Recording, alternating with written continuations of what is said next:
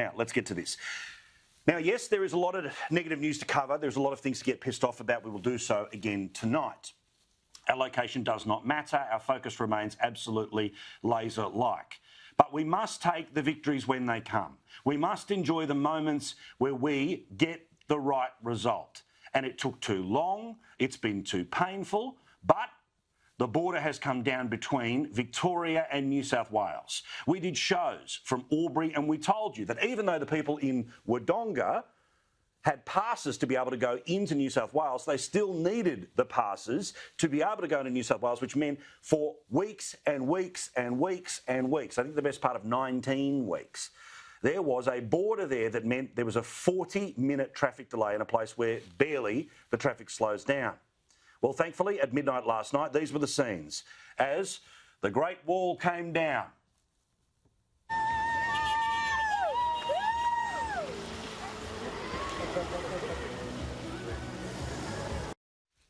The police even put on a light show, and it wasn't just the red and blue on top of their cars. However, my favourite example of an Australian celebrating the ability to walk from one state to another, to drive from one side of the road to the other, and it is not a problem any longer, well, none other than the King himself. Well, Elvis Aaron Presley. He hasn't left the building, he hasn't left the state. He was there last night at Albury Wodonga.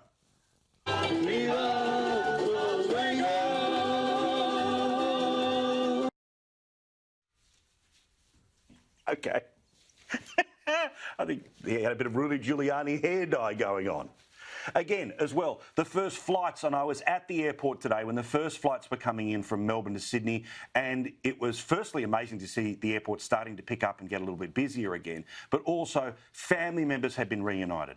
Family members who did nothing wrong, but because other people did the wrong things in the Victorian government, we got the second wave through hotel quarantine and 800 people died. Well, families were reunited today, like this bloke, like this couple, and like this grandmother. It was a wonderful moment in Australia today, and may it be a lesson to everyone else who is trying to hide behind borders that these people are your fellow Australians, they are your fellow Queenslanders, they are your fellow Tasmanians, they are your fellow Territorians, your fellow West Australians, your fellow South Australians.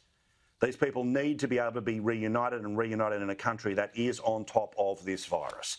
It's one of the luckiest things in the world that we've got a Prime Minister who shut the gate very early, and that meant that we could get on top of the spot fires. I'll get to the idiot in South Australia in a couple of moments. But